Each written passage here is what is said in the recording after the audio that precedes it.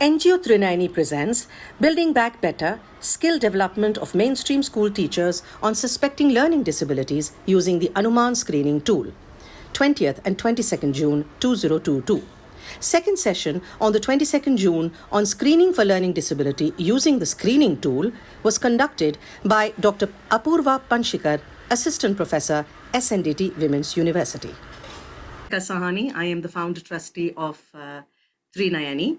And it gives me great pleasure to welcome all of you back for the second session of this month's Building Back Better program.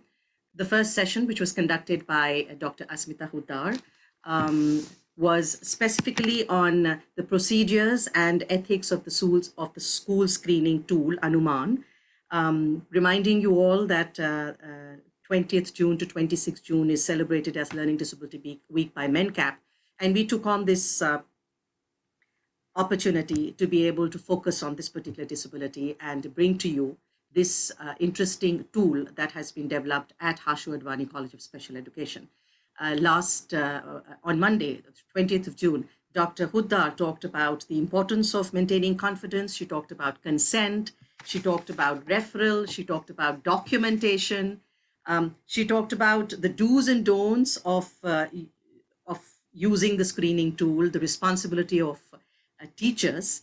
And today, of course, we have Dr. Apoorva Panshikar, and I'm now going to try and see where she is to be able to get you.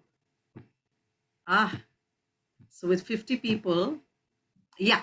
There she is. I'm going to say hi, hello, so that the spotlight shifts on me and I'm right there visible to all. Fantastic. So that's Dr. Apoorva Panshikar for you.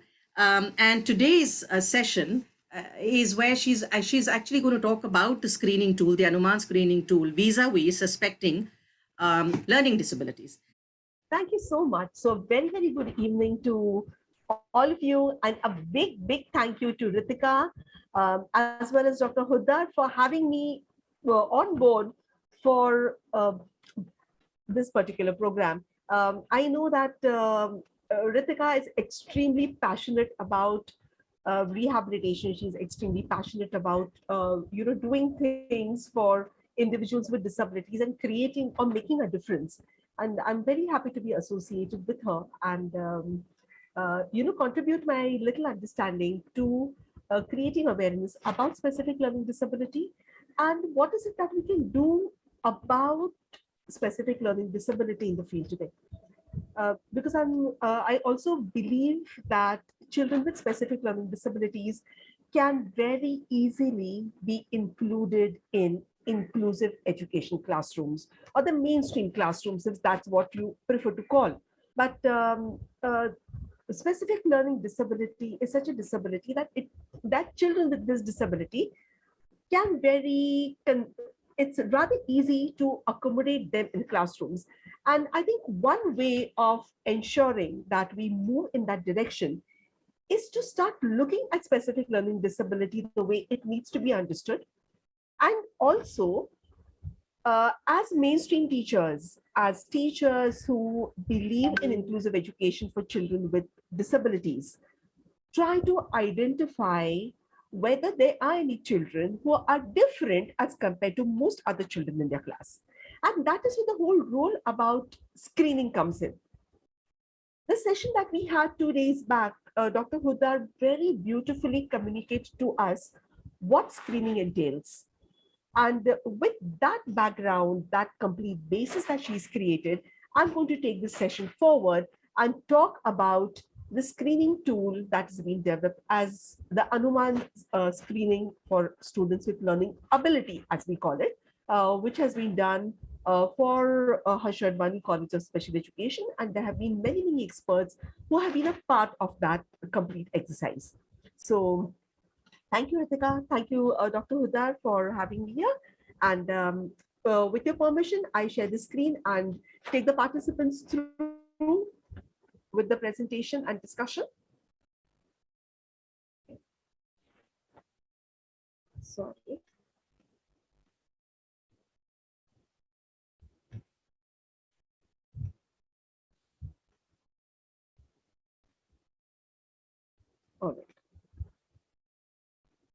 I hope my screen is visible. Yes, we can see it. Okay.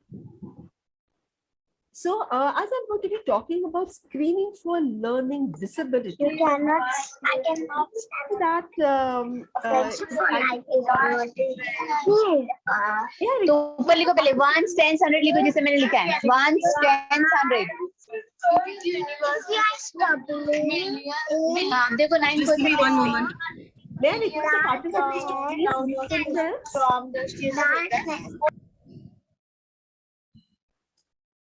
Thank you so much. Okay, so participants, as you all can see on the screen of the very title, I've indicated that I'm going to be talking about screening for learning ability.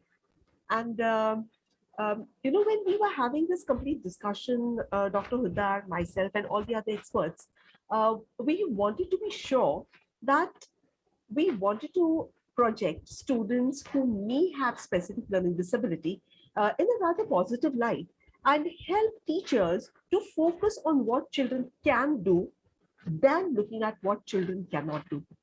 And that is the reason that we have called this particular checklist screening for learning ability.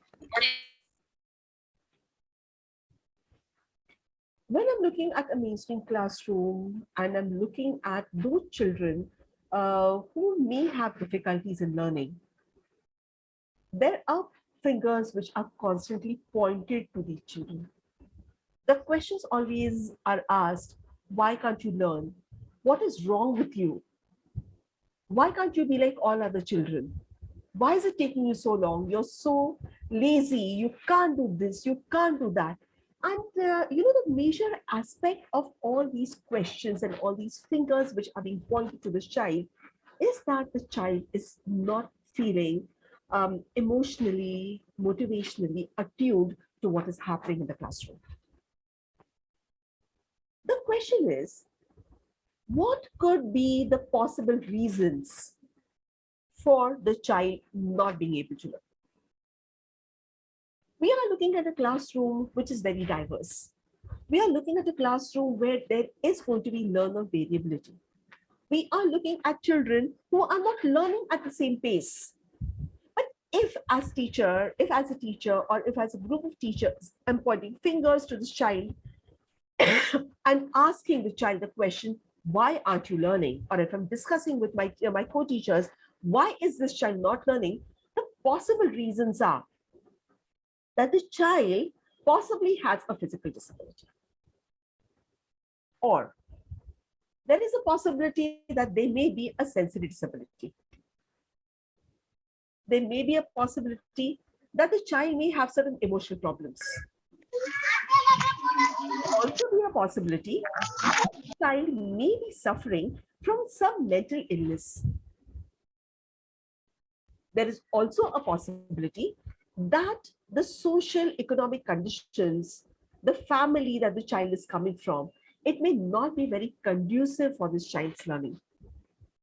So there are a number of factors that go into the child being focused in the classroom, the child learning the way all other children are learning, the child wanting to put in the effort to learn. There's so many factors. But one of the factors or one of the reasons could also be that the child may have a learning disability. Well, when I look at many of these factors here, like a physical disability, a sensory disability, the child is having certain emotional problems, the child is too anxious, the child is very clingy towards the parents, the child has certain fears, or if you are looking at, the child comes from a broken family, the child comes from a family where the family is undergoing a lot. It could be because the parents are not getting well along with each other. It could be that the one of the parents or both the parents, they have lost their jobs. They have so many concern. But when I'm looking at a child with learning disability, these are not some of the things. So what is learning disability? According to me, it is rather important to understand what the condition is before getting into the whole exercise of screening a child for learning disability. It is important to have at least a broad understanding about what does it entail when I'm saying that the child has specific learning disability or the child has a learning disability. What could it imply? So one way of trying to understand what learning disability is to look at what it is not. Because when I get into assessment for the diagnosis of learning disability, or the clinical psychologist or a multidisciplinary team is sitting down to understand this child's problems, they are going to be first trying to look at what it is not, or what could be certain things which cannot explain the learning disability or the learning difficulty, the learning issues that the child has. And that's the reason that you need to understand that when we need to start thinking about whether the child is learning disability, one thing, that it is not any physical or mental disability. It is not a sensory disability. So we cannot say that because the child has to use spectacles or has got low vision, and because the child was not able to see clearly, the child has got a learning disability. Absolutely not. Neither can you say that the child has got a condition called, say, cerebral palsy, and because the child has got cerebral palsy, no, that is not the case. So in a child with learning disability, you will not find any physical disability. You will not find any mental illness. You will not find conditions like attention deficit hyperactivity alone. You will not find intellectual disability. Neither will you find that the child is purely lazy and that is why they're learning challenges. Neither will you find that there is stupidity, because you will always see that the child has traces of intelligence. You will see that there is a bright side to this child, but there are problems. But the child does not seem to be like all others. You will see that the child has, the difficulties the child is facing cannot be explained purely because the child is disinterested in studies. So as teachers in the classroom, working with all students together, teaching the whole classroom of 30, 35, 40 students, you need to be able to rule out that at least through my interactions, through my observations, this is not the case. So remember, if you recollect, Dr. Huddar was talking about that general screening that we need to do. And if the child is meeting certain criteria, then we start looking at specific difficulties, specific areas of disabilities. So if you find a problem in certain areas, we will start wondering whether it is learning disability. So if learning disability is not this, what is it? Learning disability simply, it is a problem with the way the brain processes information. When the brain is processing information, it is leading to certain changes in your brain. It is leading to changes in neural connections and networks. And through all these, a change is seen in the way information is stored. So the brain processes information, makes it one's own, and then we say, oh, the child has learned. I've seen something, I made sense of what I've seen, I made connections to the past information that I have, and then I say, okay, what I've seen, I know what it means. And the next time the teacher asks me, or a parent asks me, or my friends ask me, I'm able to give you a very clear answer. I'm able to quickly respond and say, oh, this is what I've seen, and this means that I can see the birds who are migrating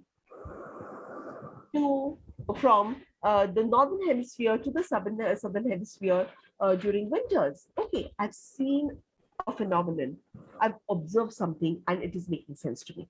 But when there is a learning disability, a child finds it difficult to make connections between what they see, what they hear, what is it that they already know, and learn new things, and they need to show that they have learned. So learning disability is peculiar to new learning. It is peculiar to remembering what is being learned. It is peculiar in the way that the student is able to show that they have learned something. And so, when I'm looking at a school environment where a very structured environment gives me the facility to identify whether there is a learning disability, I may find that these are the definite or some of the particular areas of difficulties. What are these areas? As a teacher, I may observe that the child has difficulties in speaking like his or her classmates. And here when I'm talking about speaking, I'm not referring to how the child is articulating or how the child is pronouncing, but it is the content of what is being communicated. It could be the words the child is using to communicate. It could be the fluency with which the child is communicating. It is different as compared to the peers. Another area that we can see issues is reading. And this is an area which teachers are very concerned about. Oh, the child is not reading like the others. So reading difficulties are something that you are going to be focusing on. Another area, what I've learned, I'm going to show it to you as a teacher through my writing. I'm writing answers. I'm writing an essay. I'm composing some text. It is writing. It is writing what I have thought, what I've understood with regard to what you have taught me. The fourth area is math. The math teachers may be complaining that, okay, you as a language teacher, as an English teacher, as a Marathi language teacher, as a Hindi language teacher, you are talking about these concerns, but even I can see difficulties the child has in math. When it comes to a classroom environment, the way we can see difficulties in speaking, a child may also show difficulties in comprehending what the child is being told. So the difficulties in listening. It is not difficulties in hearing, it is listening. So understanding what is being heard. So the child may not give you answers the way you're expecting them because the child is not comprehending what is being heard by the child. The child is not making sense of what the instructions you're giving to the child. So listening could be a concern. Concerns could be in the areas of thinking. And they could be reflected by poor speaking. It could be reflected in poor writing. It could be reflected in poor ability to do math. The thinking is another area of difficulty. Another area is memory. As I was telling you all earlier, once the child is seeing some information or seeing certain objects, like certain visuals, has heard certain things, has had certain experiences through interaction with people, all of those different kinds of information remain in the brain, remain in your memory, and you use that information, the memory, to make connections with new information that is coming in. But the child may not be able to remember that information. The child won't be able to store that information the way it makes naturally sense. So memory is a problem. As a teacher, how do I see it? Okay, in terms of poor speaking, poor recall of information, poor writing skills, poor math. It could also be poor comprehension. So we can see the manifestations of learning disabilities in all these areas, or at least some of these areas. Now, knowing that there are so many expressions, there are so many manifestations, there are so many areas of difficulties, what we thought is we need to incorporate the manifestations of these into a checklist. And what we created is a checklist to screen. Now, I again want to talk a little about screening, though Dr. Huddar has already communicated what screening means. Screening is the very first level of assessment that a general education teacher is going to engage in. The general education teacher is going to do a very brief, a very quick quick assessment of what the teacher is thinking about, is wondering whether this could be an area of difficulty for the child. So if I know, if I'm seeing a child who has got learning problems, and if my observations tell me that, okay, it is not because, the child cannot see clearly, it is not because the child cannot hear properly, could it be that it is specific learning disability? Then when I start thinking about, could it be specific learning disability, let me screen the child for specific learning disability. So I have used this graphic very deliberately to show that if I am thinking on the lines that the learning difficulties, the learning challenges, the learning problems that the child has, it could be because the child may not be able to hear. Well, I want to use this screener. If I feel that the child is probably not able to do this because the child has got autism, I will use a different screener.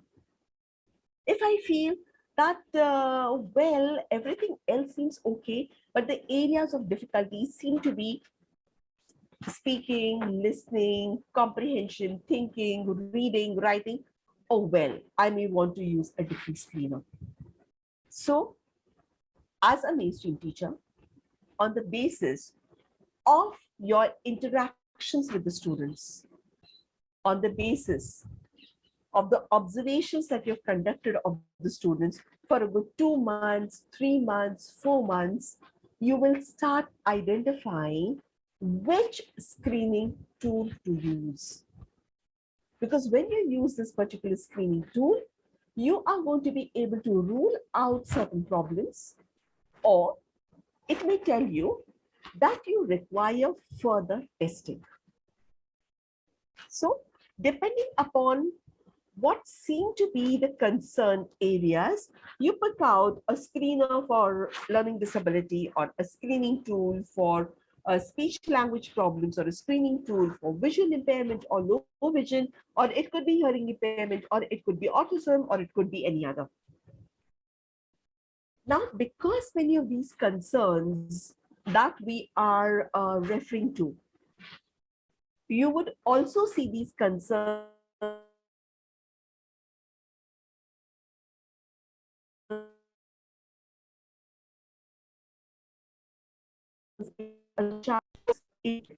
but may have major learning problems. So what we have done is we have created a screening checklist for learning ability. And when we are talking about a screening checklist for a learning ability, we are using a two-pronged approach here. We are going to be using the screening checklist to screen children who may have learning difficulties because of SLD, specific learning disability or learning disability. Or secondly, it could also be that the child has slow learning ability. A question may come to your mind that, okay, we are talking about a screener for SLD, but then why is Dr. Panshikar also talking about slow learners? The reason I'm talking about slow learners here is because there are many of the behaviors which tend to match the behavior of a child with specific learning disability. Diagnostic criteria for specific learning disability very clearly say that a child has a diagnosis of specific learning disability when there are learning difficulties in all the areas that I've mentioned earlier, but when there is no intellectual disability. Now, just to inform you that a child gets a diagnosis of intellectual disability, what was earlier called mental retardation, is when the IQ is below 70. However, in our mainstream classes, we also have many children who have an IQ which does not meet the IQ of 90, but which may be in the range of IQ of 80 to 90, who do not have intellectual disability because the diagnostic criteria do not meet that, but they have these major challenges. Now, from the perspective of being able to provide help, if we are able to identify the children, it is going to be great. But remember that we are screening. Later on, a child who may actually have the learning difficulties because of a lower IQ will not get a diagnosis of specific learning disability. That's okay. But it is absolutely fine to identify more children with learning challenges than leaving out children who we may miss out in this whole process.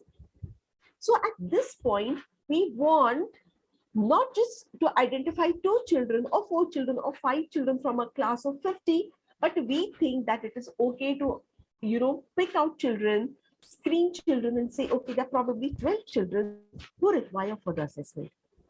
It's okay. And that is the reason we have created the checklist to include both these groups, learning disability as well as low learning ability. Because further diagnostic assessment is definitely going to be able to rule out one from the other. So something to help us with differential diagnosis, we are talking about these 2 disabilities or these 2 conditions under one particular head. We are calling the screening checklist as a checklist for learning ability. I repeat, because I want the teachers to look at what the child can do. It's rather easy to say the child can't do this, can't do that, can't do that. But can I look at what the child can do? This is about making a change in the perspective. It is about making a change to be more sensitive towards children who are different. And if we start using terminology, which is more accepting terminology, which is a more inclusive terminology, it is going to help being inclusive, creating inclusive classrooms in a much, much, much better manner. So with that perspective, we are calling it a screening checklist for learning disability. I know that I've spent a little more time on talking about why this, but I really felt that there is a need to do this. Okay. So this checklist is created by me and Shipra Rohit, who also works in the field of learning disability immensely. She's based in Pune, but the 2 of us collaborated to create this checklist. So this checklist is coming from a lot of experience that we have been having in the field.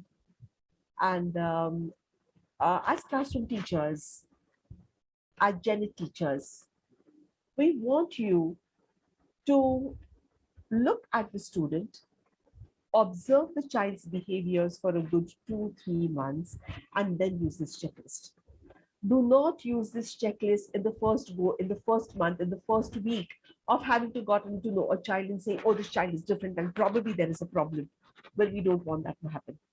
So after having observed the child for 2 months, 3 months, 4 months, the child having settled in the school, and you start feeling, okay, the child meets the criteria of the general screening, the general profiling that we have created, let us start looking at this child. So all these are behaviors. So does this happen with the student? And you will find that this 17-item checklist that we have created, it is all worded very positively, what the child can do. And what you will see right here as a checklist is for every item that you read, you have to indicate whether the child always is showing that behavior, is showing that behavior sometime, or the child never shows this particular behavior. Okay? So I'm going to go and take you through this, and I'm going to explain to you what we mean by this particular statement. Because only if you know what is the scope of that statement will you be able to mark the student behavior appropriately. The areas that we have covered in this particular checklist are 4. 1, we have included behaviors pertaining to reading behavior. The second, we have included items pertaining to writing skills. The third, we have included items pertaining to math skills. And fourthly, we have included items pertaining to attentional and sitting tolerance behaviors. Remember, this is screening, and thus it cannot be a 50 item or a 100 item tool. It has to be brief, and it has to encompass a wide range of behaviors. These checklists that have been created as part of Anumaan, they are predominantly created for students in the primary sections. The manifestations of behaviors are going to change immensely when the child enters a secondary school or even upper primary school. We really hope that children in the teachers in the primary school start using this and start screening children as early as possible. We want that these checklists be used as universal screeners. And as we informed to you the last time by Dr. Huddar, teachers from Zilla Parishad schools, from government schools have already started using these. And we are extremely happy to communicate to you that yes, mainstream teachers are able to screen children for specific learning disability using this particular screener. So firstly, the question is whether the child can identify all letters that are taught. Remember that the comparison here is always going to be with children in the same grade. So if I am a 3rd grade teacher, I am going to be comparing this child's performance with other 3rd graders. If I'm a teacher of a 1st grade, I'm going to be using this to evaluate the student's behavior as compared to all other 1st graders that I'm teaching. So depending upon how many letters the children have been taught, what are the letters they have been taught, you will check for whether the child can always identify the other letters, sometimes is able to do it or is never able to do it. Secondly, can the child recognize sounds of all the known letters? So if the child can identify the letter names, can identify this is a V, this is a T, this is a B, this is a P, this is a Q, this is a R, does the child know the sounds of these letters? When we're talking about reading skills, letter knowledge is important. Along with that, what is also important is the correspondence between the letter and the sounds, because this is one of the crucial skills in reading, so we have incorporated that. Thirdly, the child can do meaningful reading with an expected speed at par with peers. Reading fluency, reading automaticity, like all the classmates, does the child show it? So if the child is always showing it, okay, take mark. The child is sometimes showing it, take mark. If the child is not able to show it, is never able to do meaningful reading, mark it here. Remember, what is important here is meaningful reading, expected speed, par with peers. So constantly, I repeat, this is a checklist to be used by mainstream teachers in the classroom who understand, who know what the other students in the class are like, what is their behavior, what is their level of performance in reading, writing, math, even sitting, interaction, all of those aspects. The fourth, again, this is pertaining to reading, comprehends all the parts of the read text. It is not just letter knowledge, it is not just phonics, it is not just automaticity, it is comprehension. You read to comprehend. So whether the child is always able to do it, sometimes able to do it, never able to do it in comparison with the peers. Now we start moving to writing skills. The child has a grip on the writing material, which is appropriate, correct, and as expected. So the hold of the pencil close to the tip, far away from the tip, very high, tight pressure, loose pressure, so as expected. Whatever I, as a mainstream teacher, understand, what does it mean to say that, the child is holding the writing utensil properly, the writing material properly. I'm not looking at this from an occupational therapist point of view. I'm not looking at this from a special education point of view. As a mainstream teacher, I understand that if the child is holding the pen like this is something weird, which would mean that the child is not holding the writing material properly. Sometimes or never. So always, sometimes never. Can write by keeping appropriate distance in two words, lines at par with others. So we know that first graders write in a particular way, second graders write in a particular way, fifth graders write in a particular way. They create patterns in a particular way.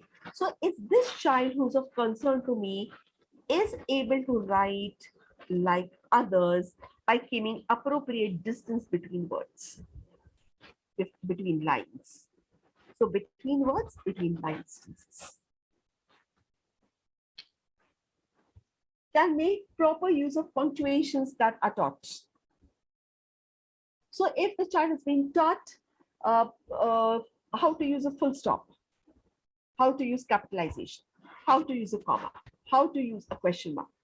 So as a mainstream teacher, I'm aware of the curriculum requirements. I'm aware of what is being taught and now whether the child is able to do it or not.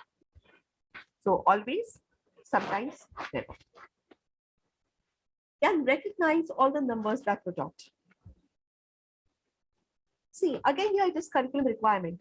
By first grader, by the first standard, if the child is taught 2-digit numbers, it will be accordingly. Fourth standard, if the child is reading 5-digit numbers, it will be accordingly. If the child is taught numbers with decimals, the child is expected to do it, not expected to do it. So again, I repeat, a mainstream teacher teaching a first grade, a second grade, third grade, fourth grade knows the curriculum, what is being taught far better than anyone else. So he or she can look at the child, observe the child, and mark accordingly. The child can numbers which are being taught properly. Okay. It can be a single digit number, 2-digit number, 3-digit number, 4-digit number. If it is in the place values accordingly. So again, grade level requirements are met, not met.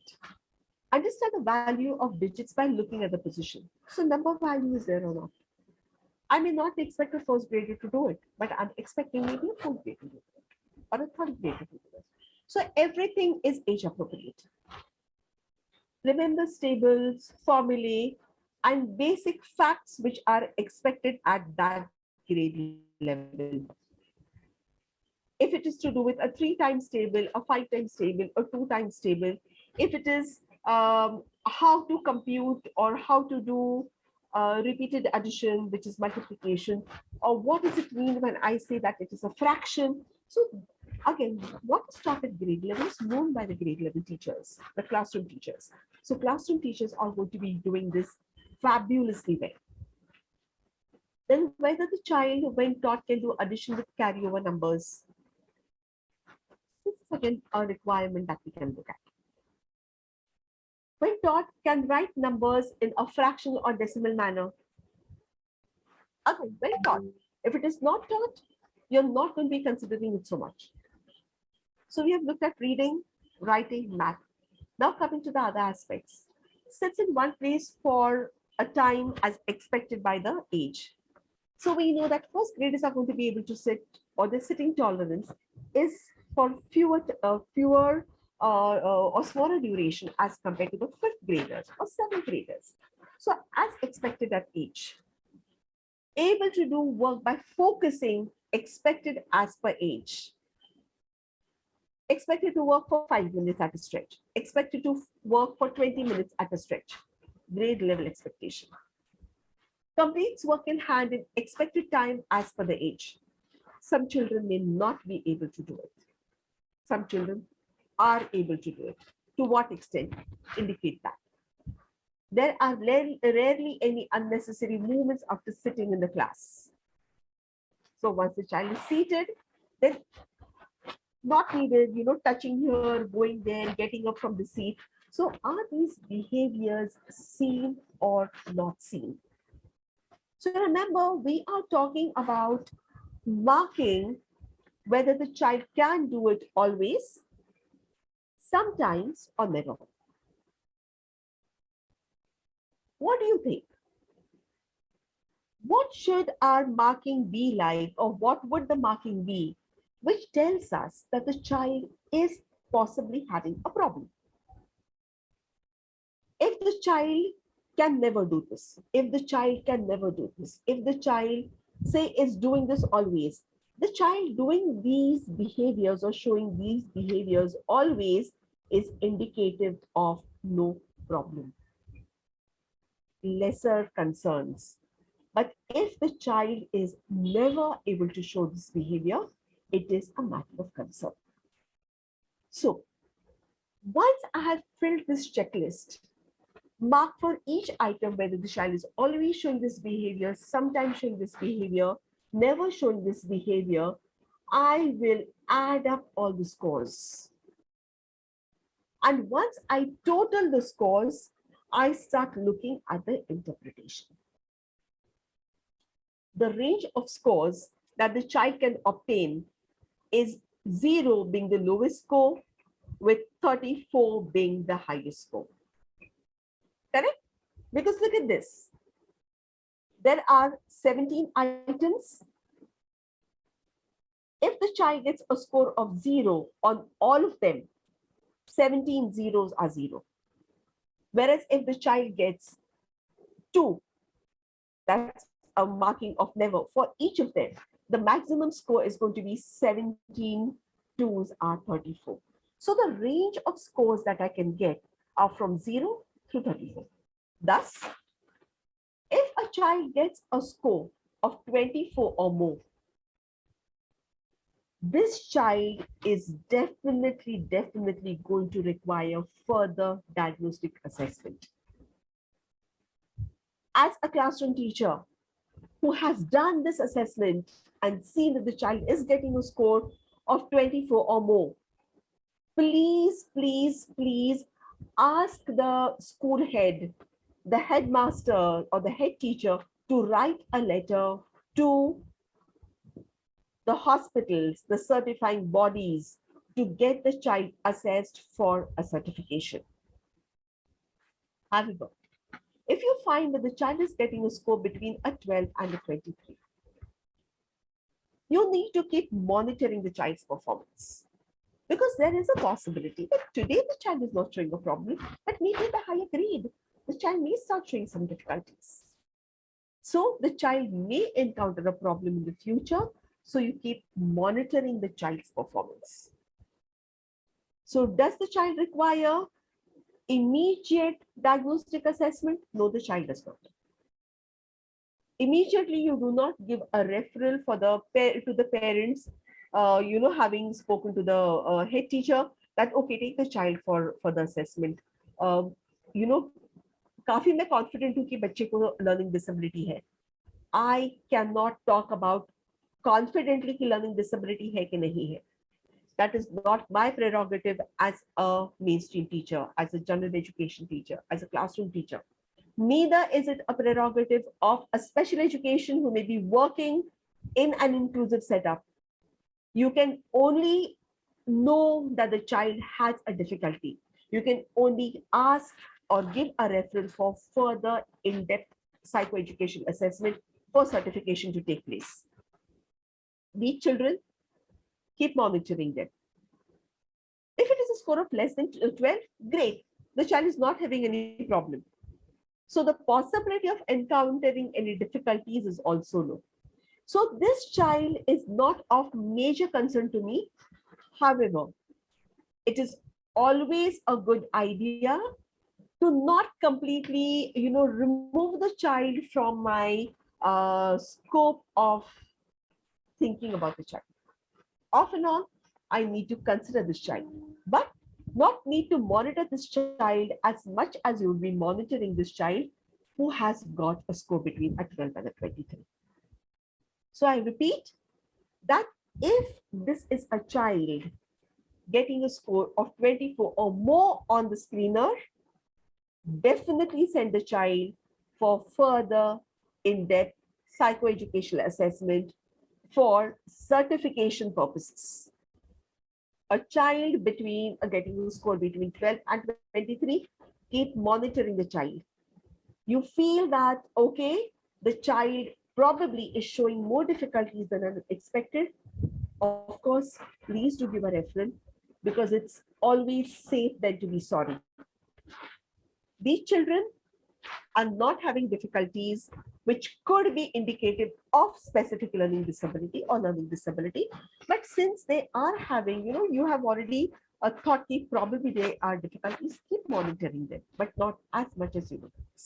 But the possibility of they having an SLD is really, really low.